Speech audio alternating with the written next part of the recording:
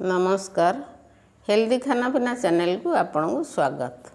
आज चिकेन रे गोटे नुआ प्रकार आइटम करवा जहाँ समस्ते खावा को बहुत आग्रह करती ताला फ्राइड चिकेन। आमे चिकेन को बड़ बड़ पीस कर काटिबा तादर कटा दाग काटिला वाला को कहितले से कर देदेव तापर आमे ताको आनी प्रस्तुत करवा। बर्तमान मसला देखो आम घरे मसला गाँ मसला किसी बाहर मसला नहीं।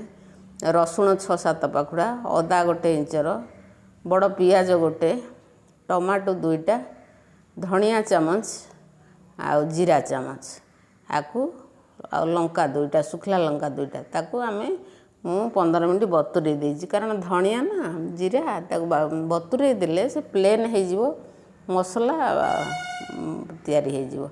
जो काटी रखिले चिकेन आनिथिले तादरे मसला को गोळे देले तादरे कॉर्नफ्लोर 2 चामच बड़ चामच रे मांस हो 600 ग्राम तादरे गोळे देले मसला ए सब गोळे देगिरी आमे 2 घंटा घोड़ेगी रखिदेवा कारण एटा मैरिनेट हो जिवो आ मांस बहुत चिकन हो जिवो नरम हो जिवो पूरा खाइबा पई बहुत भल टेस्ट लागिवो। 2 घंटा रखिदेले जो कॉर्नफ्लोर पड़ला सब फुली जिवो तापर हमरो पैन बसे देले तेल ताती गला हमर पके देले ताकू ताती गला पर कमी देवे कम देले कम समय भितर एमती केते दिसु बिना कलर रे केमती कलर हो जाईची आ बाहर क्रिस्पी भितरे पूरा नरम खाइबा को बहुत टेस्ट। पिला माने घर लोक ए जिंस सब बर्तन खाइबा पे बेसी आग्रही आमे जदी घरे तयारी कर दवा आ समस्त आग्रह रे खाइबे आ सुंदर भावे अपन तयारी करिवे देखिए केते कम समय सहज उपाय केमती हो जाउची खाइबा को स्वादिष्ट होउची। देखंतु हे हमर हे गला आम एथर प्लेट को ताकू काढ़ी दवा देखो भल भावे सिझी जाइची बड़ बड़ पीस करिवे खाइबा पे बहुत टेस्टी लागिवो।